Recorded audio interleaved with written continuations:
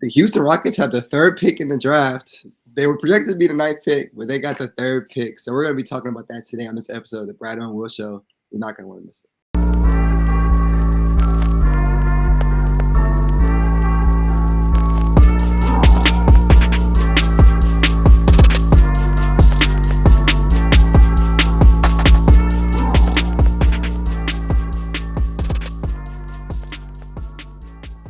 All right, and welcome back to an episode of the Bradeaux and Will Show. Today we have some pretty exciting news. If you didn't hear already, the Rockets did land the number 3 overall pick in the 2024 NBA draft, and as Brad said in the intro, that wasn't supposed to happen. We were supposed to, I believe we had like a 50-something% chance. 50.7. I'll look it up right now. I should have had this pulled up already. 50.7. We had going into the draft, we had a 50.7% chance at pick 9, a 25.9% chance at pick 10, and a 5.2% chance at pick 3, which is what we ultimately got. So yeah, Brad, you know, we were in the Bleacher Report. You know, y'all could talk live stream. Y'all could see our reaction in there. But for people who weren't there, Brad, let us know what was going through your head throughout the whole lottery today. What was going through my head was, personally, I'm looking to see, because if it goes past pick 9, we don't see Rockets, we jump in the top 4. So I didn't see anything up to pick 10. So I'm like, okay, here it is. And then boom, it was Memphis, I believe, that showed up at pick 9. And yeah, seen that. Yeah, go ahead and double check. But yeah, once that popped up, That was 9. Memphis at 9. Yeah. So yeah, me and Will we were ecstatic. The reaction is on social media and on the Bleacher Report stream that we did. But yeah, that's what was going through my head. There was a 5.2% chance or 5.7% chance. It was 5.2. That the Rockets are going to get the third pick, and they got the third pick. So it's a huge blessing, especially when you lose your pick to OKC. You know what I'm saying? They traded, the James, not the James Harden, but the Russell Westbrook trade for Chris Paul way back in the day. So to be able to get a top 3 pick still is amazing. So yeah, that's what was going through my head. What about you? Same. I mean, like you said, we knew once it didn't appear at pick 9, we would got into top 4. So like we knew we was good from that moment forward. I was gonna be okay with pick 9 or pick 10. Completely honest with you, like I was gonna be probably fine with that and trying to find maybe a quality role player to play for the team in that range, or even packaging that pick to go get another quality guy to add, or even just trading out entirely. Like I was gonna be okay with a lot of those outcomes. But to go from pick 9 to pick 3, I tweeted it out. Maybe I think it was sometime last week. I was like, this offseason has been like really, really boring for Rockets fans. Like it's just really nothing to talk about. Well, now we have something to talk about for the next month. What are they going to do with this? Which we're going to jump into this episode, obviously. But yeah, my initial thoughts was just, like you said, it was a blessing. Like that's really what it is. I mean, it's not to beat someone while they're down, but the Pistons, they just turned in one of the worst, well, for sure the worst season in their franchise's history, but one of the worst seasons in NBA history. I believe they shattered the loss, like the most consecutive loss record this season, and they only got pick 5. So like there's a world where like it's a whole lot worse, not just for this year, but just in years past, where it's a whole lot worse for us as Rockets fans. I don't know exactly what the streak is, if there is one, but I know that a team getting top 4 picks 4 years in a row isn't too common, and we've gotten top 3 out of the last 4 years, which like I know for a fact is not that common. So yeah, like Brad said, it's a blessing. It opens up a vault of opportunities to what you can do with this pick, and how you can continue to make this team it's already pretty good right now even better. That's the last thing I wanted to talk about was, bro, we won 41 games last year. 41 games, and you got a top 3 pick coming in. So yeah, that's a lot. But it's kind of, I guess, trying to segue into the next, aspect of this. What would you do with the pick? I do want to add this caveat before we kind of start diving into it. As a matter of fact, I think Brad has something pretty interesting to say about this. This is considered a weaker draft, right? That has kind of been the consensus amongst a lot of the draft analysts and people who do deep dive these types of things. Full transparency, at least I'm gonna speak for myself. I don't know how Brad is. I have not done my own research like on the full class just yet, because up until 3 hours ago, I thought we was picking at pick 9 or 10. So it was like, well, what's the point of me like doing the whole class if I'm just gonna, like, what I'm saying, pick 9 and pick 10 is so fluid. You may not even pick there. Right. Now we're picking at pick 3, so I'm obviously gonna go do my research now. But I shared that because I can't comment on like the quality of the talent in this draft. People that I just been hearing people say this is a weaker draft. So a lot of the directions you can go with this pick, I believe, will factor in that this is considered one of the more weaker drafts, especially considering, I mean, just last year we had Wemby, Scoot, Aman, Nassar, we had Paulo Jabari the year before that, Jalen Cade and Mobley year before that. So I kind of yeah. Right, you put something pretty interesting out on Twitter. What would you do with this pick if you were the one making the decision? Yeah. So again, huge luxury for the Rockets to be getting the third pick. We've heard Ime Udoka, Stone talk about. We have a solid young core of six. Don't necessarily need young talent to develop going forward. They said that in a press conference a while back. So yeah, to Will's question, I put it on Twitter. Got some pushback. If you disagree with me, I'd love to see what you say in the comments. It's a good conversation. I think the Rockets are good either way. But me personally, I'm at the point with the Houston Rockets where we have a really good young core of six. I like them. They don't necessarily need, again, as they said, I agree with them. They don't necessarily need young talent. So I'm trading this third pick personally for a win now vet. Maybe some of the bigger names I've seen thrown out. Some guys have said PG, maybe. Some guys have said maybe BI. Lord have mercy. You said what was the second? Oh, yeah, heck no. Yeah, like those fits. Yeah, But no. realistically, the Rockets have shown interest in Mikal Bridges. The point of discussion before was Mikal for Jalen Green, which I do not like. I always like Mikal's fit in Houston, but not for Jalen Green. But now Brooklyn needs their picks back. They're going to be stuck in, just being a mediocre team for the near future if they don't make any moves. If they're just going to stay complacent with the team that they have, they're going to have to wait for those Phoenix picks to pan out. But yeah, if I'm Brooklyn, I'm taking my number 3 pick back, maybe a 2027 swap as well. And yeah, make that trade. I'll give y'all Mikal, and the Rockets give up Dylan. So pretty much, I'm trading Dylan Brooks at number 3 for Mikal Bridges, and that really elevates this Rockets team, in my personal opinion. I know people were saying, I'm probably gonna see in the comments, why are you doing all this for a role player?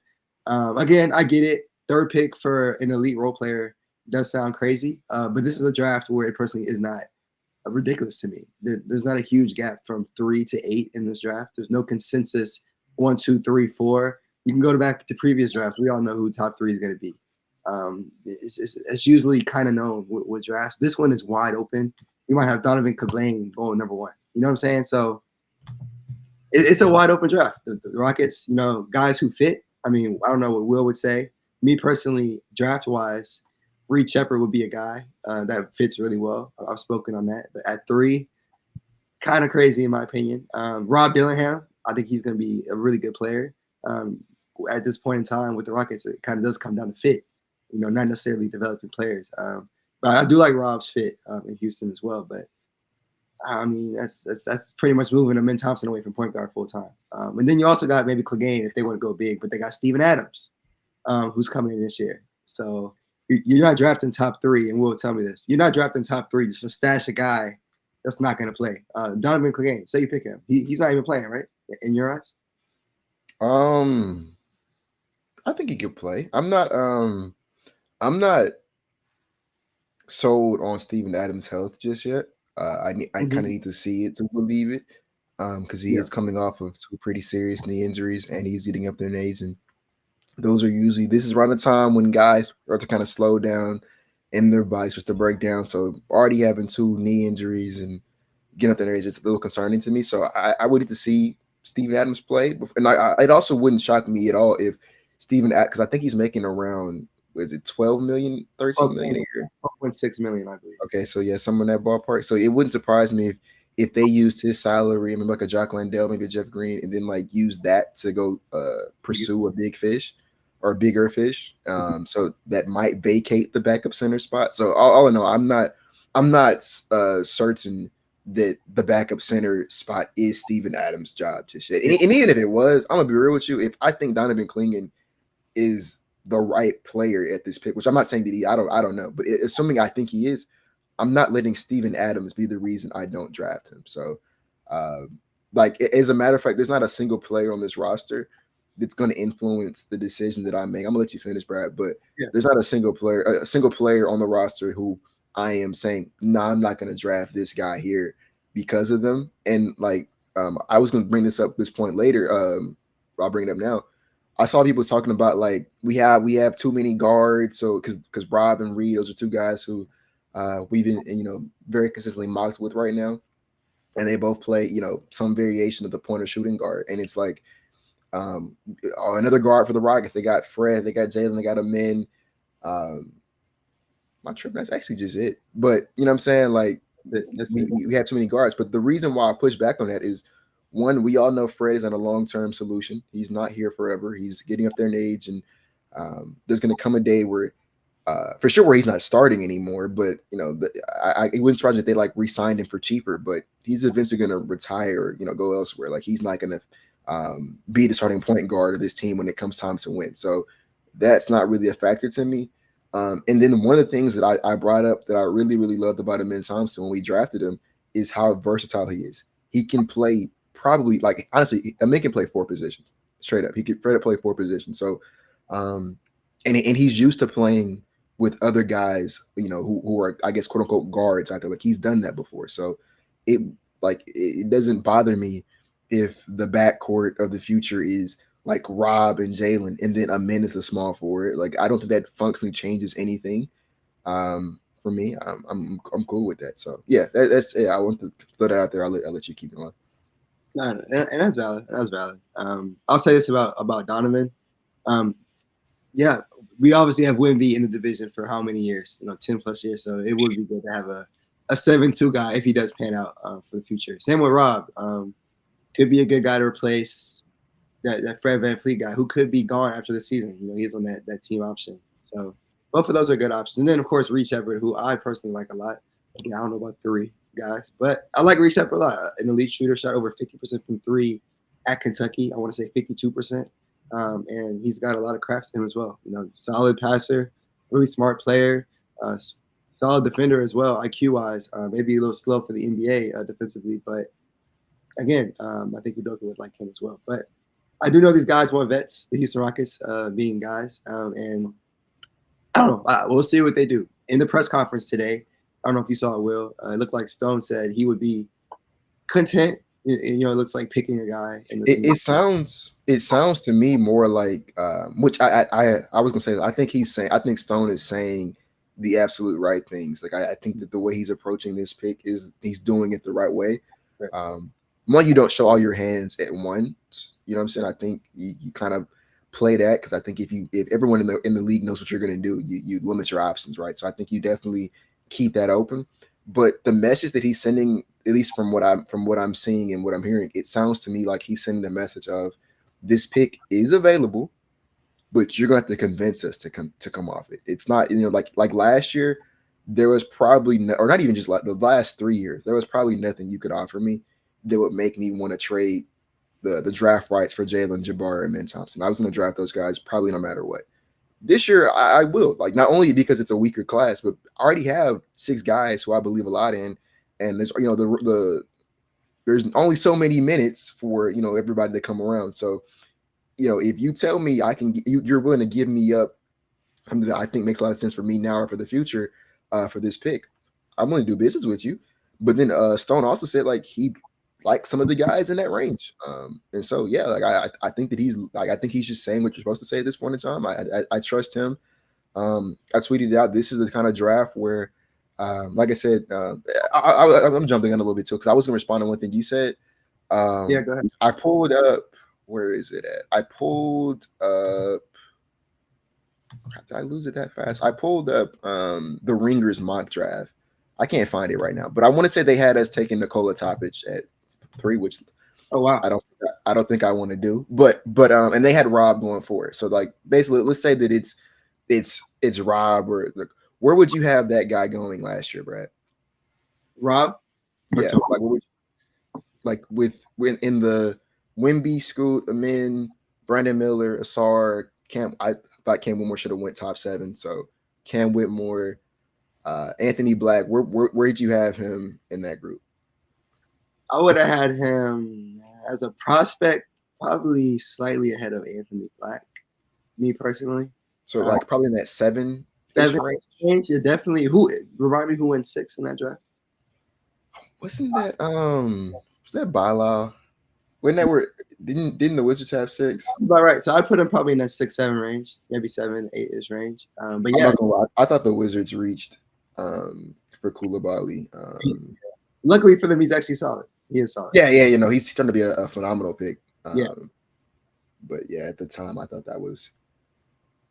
But yeah. Excuse me, because I like Jarace Walker. No, I'm tripping. Anthony Black went 6 to the Magic, and then Bilal went 7 to the Pacers, but they traded him to the Wizards, and then they took Jarace at 8. So I forgot all that debacle happened. But the point I was making is that guys who are mocked to go 3 this year probably go like 6 at the most, probably last year. Probably more. Like I was pretty high on Jarace Walker. I'm not sure if I who I like more right now. That's just last year's draft. I would ask the same question for 2022, 2021. So the point I'm making is that to your Mikal Bridges thing, saying you're trading number 3 from Mikal Bridges on paper sounds disgusting. Like that sounds like what the heck? But then when you look at it and you're like, Cam Whitmore would be the best player in this class, like straight up, like the Cam Whitmore that people were talking about before. I guess whatever was going on with his knee injury concerns and the coaching questions, whatever.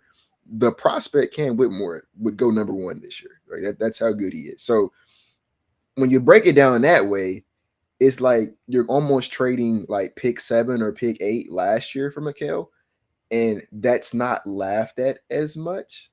And to your credit, Mikal is under contract. He's under contract to 2027, so you're not have to worry about paying him not too soon anyways.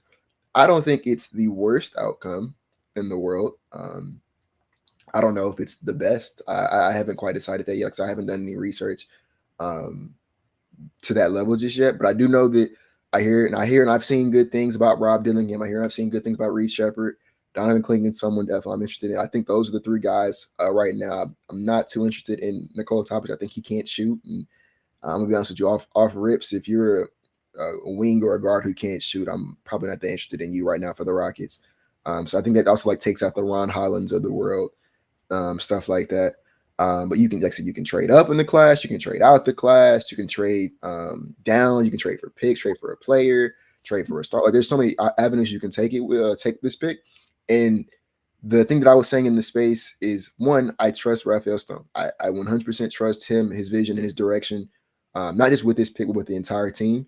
So whatever decision he makes with this pick, I'm going to assume that it was the best one. I trust that. So like, if we would have to keep the pick, whoever we draft, I'm positive is going to be a good player. Stone has that track record with his draft picks. He doesn't really miss when it comes to picking in the draft.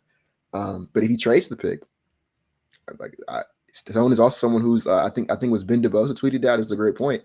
Stone is very stingy. He doesn't just do deals. So if he feels confident enough to trade the pick, I'm assuming that he feels like it's the right move. So yeah, I'm not really tripping on what direction we take it. I trust Stone. I trust his vision. And yeah, I think that's kind of where I'm at right now with the pick. I think there was one more thing I wanted to add. Why you think about that? I was just gonna say, pretty much needs wise this offseason, as you pointed out, Will. There's no point in them to bring in anyone who's not shooting the ball, unless it's a Donovan Clingan type guy. For me, the biggest needs is personally just shooting or making an upgrade at any position outside of core 6. So that's my thought process. But yeah, it gets a lot more interesting. Of course, that they now have that top 3 pick opposed to like picking 9 and 10. But yeah, that was ultimately the last thing I had to say. So we have. I guess I had this. Yeah, we have a ton of draft guys that are going to come on in the next few weeks. It's going to help sell us on a few of these top guys in the class. We will mention it earlier. I personally haven't done my research yet on these draft guys. I always do it after the lottery because I want to see who's going to fall in that Rockets range. But now it looks like we have a lot of guys to look at. That's the kind of draft this is again. Maybe 8 guys can maybe go top 3, top 4. Like it's crazy this year. So that was I do want you to well, I guess we're not being close. If I was going to ask something else, I can't remember it now. Can you update us where, because the pick we got today was a result of the James Harden trade that was made, I guess, goodness, that was 3 years ago now. Yeah, so could you give the one update of where all those that stand? I think I saw you tweeted out. Yeah. So the Rockets again, they got picks and pick swaps. If you want the specific details on it, I Yeah, can because pull it I up know to be we precise. have So it was the Tari Eason that they picked at pick 17. That was 2022. 2021 swap didn't convert. That's cool. So yeah, 2022 Tari Eason with pick 17. Obviously a great pick. You got pick number 3 this year, and then you still got the 2025 first round pick swap next year, and that's where it's gonna get fun because that draft class is stacked. So you can get like a Cooper, Flag, Ace Bailey type player, a ton of elite prospects. So next year is gonna be really important because yeah. Brooklyn's supposed to suck again. And then you still get the 2026 first round pick and also the 2027 swap, all unprotected. So even after this year, you got 3 more years of Brooklyn picks. So With like I say, it's crazy because you so they're good. got Tari Eason, who I think everybody watching at home believes a lot in Tari Eason. I think he's someone who can start on a lot of NBA teams right now, and I think we also saw how important he was just based upon when he was here and then when he got injured. He's one of the best players on our team. So got a really good, solid player, young player, and Tari got the number 3 overall pick. And I said it last year. I don't think Brooklyn's going to be good next year either, unless they do something dumb. And in my opinion, that would be like moving the assets they do have from like the KD and Kyrie trades, like chase a star, which I don't think is smart for their long-term outlook right now. They're just so far away from contending that doesn't make sense to me. They're probably gonna be bad again. I'd bet money they're gonna be giving us another pick that's in that like at worst They top will. 10 range. So like we were clown for that James Harden trade. There was a whole bunch of should have took Ben Simmons, should have took Karis LeVert, should have took Jared Allen, and like that hasn't aged well at all. So here we are, like 3 years later, Tyrese and number 3 overall pick. We still have 3 more years of this left before we kind of it runs its course. So we're in good position, good shape. So yeah, I don't know. I'll end my plan here by saying, like I said, I haven't done too much research just yet. I'm ecstatic to have the number 3 overall pick. It feels a lot better to have something to do this summer than to like shop or like talk about drafting it in like 9 or 10. So like I'm looking forward to getting into that. But like I said, I think my consensus right now what to do with the pick. I think that there's really not any like bad option as long as Stone's with me. I just haven't seen like I can be talked into anything right now. That's where I am right now. Yeah, I'm on my plan there. Yeah, we're on the same page. Again, a lot more interesting now that they just don't have pick 9. There's a lot more discourse with the 3rd overall pick. Will and I were just talking about there's not much to talk about right now in the offseason for the Rockets. So now it's a lot interesting, a lot Draft more guys interesting. now. So like I said, yeah. So yeah, Will and I are gonna be coming a lot more episodes, a lot more topics to discuss. So y'all stay tuned. We have some good guests actually in order, so you're not gonna want to miss those episodes. But yeah, that's the last thing I had to say on this show. But yeah, excited to have a Mother's Day where you also get a 3rd overall pick. Shout out to mothers, man. That's what I gotta say. All right, yes, sir. But yeah, I'm good. All right, yeah. So like I said, we'll be back soon. Y'all stay tuned. Appreciate y'all for tapping in.